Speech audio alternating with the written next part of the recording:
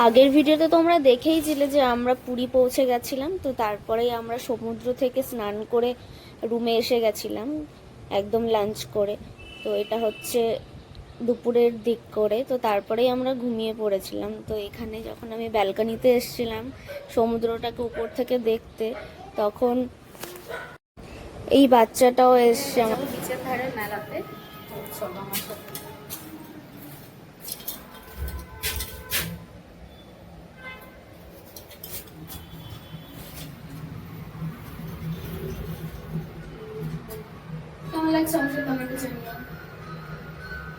পুরো 2 ঘন্টা ঘুমানোর পর তারপরে বিচের ধারে আবার চলে এসেছিলাম রেডি হয়ে।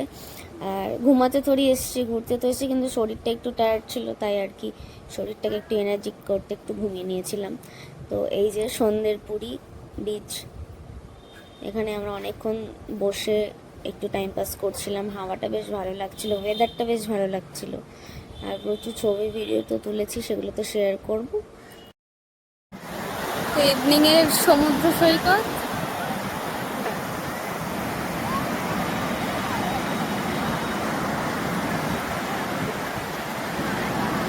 সব দোকানপাট সব বসে গেছে।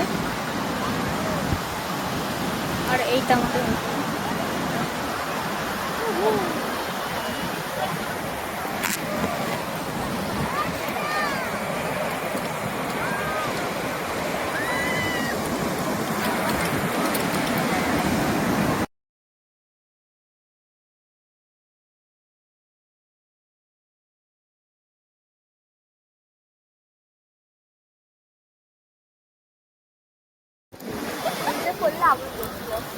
কি করে ছোদা টাকা মানে টাকা হালকা করে তুই টাকা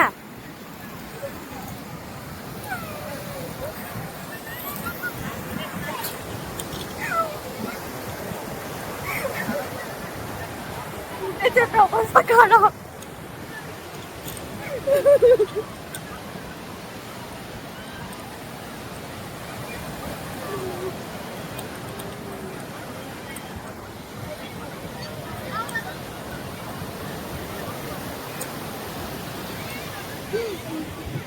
এখানে বসে রয়েছি, মানুষ জ্বর, অসুস্থ ডাক্তার আমাদের। আজকে আমি ওই ডাক্তার হয়েছি। আমরা খাবো কর, সরি ভুট্টা, ভুট্টা সেদ্ধ, ভুট্টা সেদ্ধ, সব বাঙালি ভুট্টা সেদ্ধ।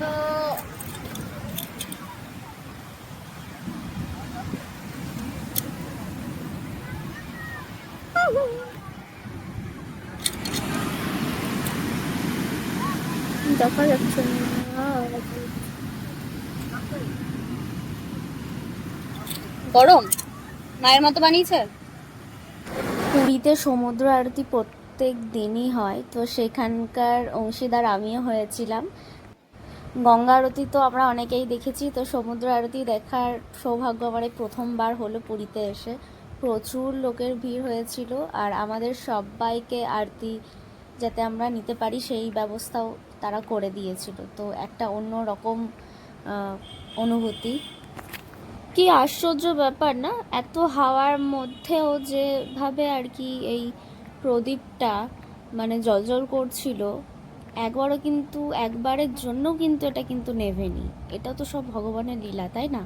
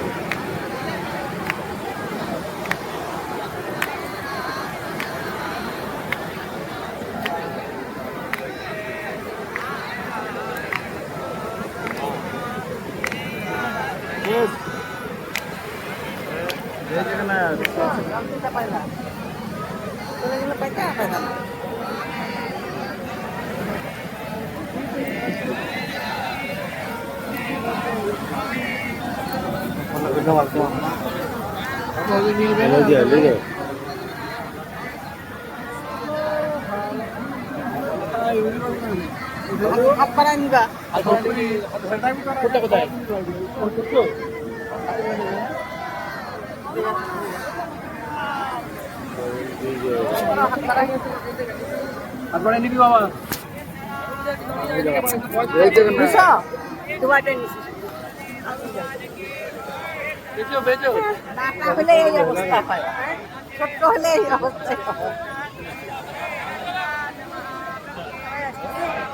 না না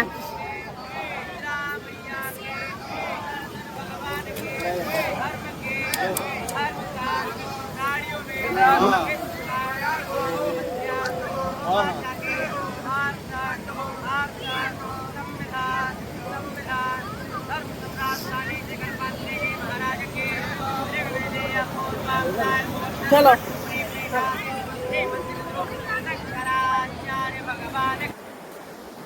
আরতি হয় 5:30 থেকে 6টার মধ্যে। তো অনেকক্ষণ ধরেই হয়, আমি টাইমটা এক্সাক্ট বলতে পারলাম না, কারণ 5:30 থেকে ওই 7টাও বেজে যায়, অনেকক্ষণ ধরে আরতি হয়। তো সেখান থেকে বেরিয়ে এলাম একটু সমুদ্রে পা ভেজাতে জলে। তো সেখান থেকে বেরিয়ে পেয়ে গেছিলো একটু খিদে। কিছুক্ষণ হাঁটাহাঁটি করার পর নিজের মতো একটু সময় কাটাচ্ছিলাম। তারপর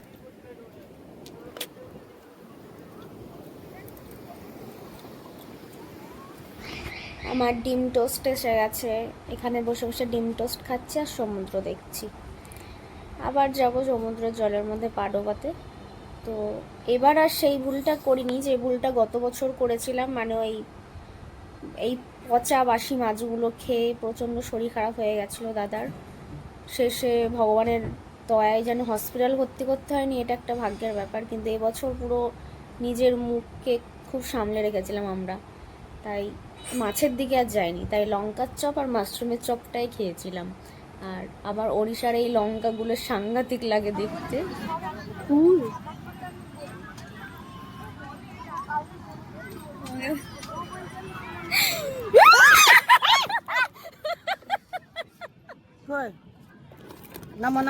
হ্যাঁ ঠিকই ধরেছো, এই ক্যাকড়াটার পেছনে আমি যা দৌড় দিয়েছিলাম ধরার জন্য, ধরতেও পেরেছি, কিন্তু পরবর্তীতে যখন মানুর কাছে নিয়ে এলাম তো হাত থেকে ফসকে বেরিয়ে চলে গেল, আর তাকে আর খুঁজে পাইনি। আর মানু প্রচণ্ডভাবে ভয় পেয়েছিল, সেটা তো ভিডিওতে তোমরা দেখলেই। কিন্তু তাকে আর খুঁজে করে আমরা হোটেলে চলে এসেছিলাম। তারপরে হোটেলের যে ব্যালকনি ছিল সেখান থেকে একটু রাতের ভিউটা নিচ্ছিলাম।